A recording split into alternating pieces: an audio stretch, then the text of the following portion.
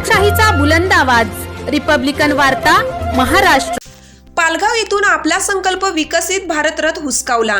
मराठा समाज क्रोधित, विकसित भारत रथ पुढे, मराठा समाज मागे पळापळ।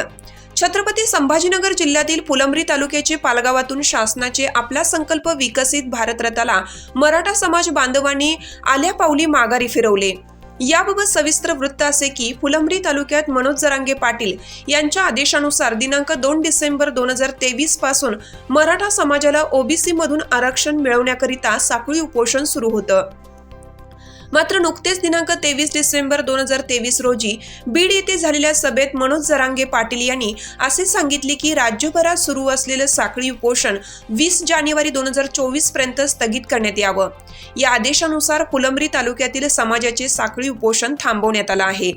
तसेच प्रत्येक गावात मराठा समाजातर्फे असे फलक लावण्यात आले की जोपर्यंत मराठा आरक्षण नाही तोपर्यंत कोणीही राजकीय पुढारी यांनी गावात येऊ नये।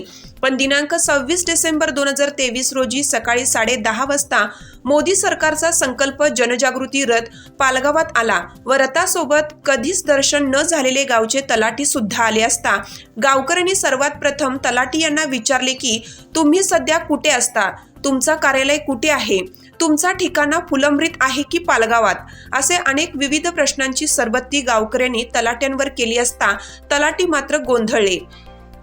मग नंतर लगेच गावातील मराठा समाजाने गावात आलेल्या सरकारच्या आपला संकल्प विकसित भारत या रथाकडे वळवला व रथासोबत आलेल्या कर्मचाऱ्यांना आल्या पावली माघारी फिरवलं।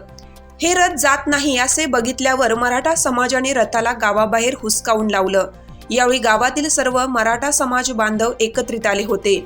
समाजाचा एकच नारा आहे, जोपर्यंत मराठा समाजाला ओबीसी मधून आरक्षण मिळत नाही तोपर्यंत कोणीही राजकीय पुढारी नेते यांनी गावात पाय ठेवू नये, असा इशाराच यावेळी मराठा बांधवांनी दिला। रिपब्लिकन वार्ता महाराष्ट्र वृत्तवाहिनी फुलंब्री औरंगाबाद प्रतिनिधी Akbar Shah. Subscribe now and press the bell icon. Never miss an update.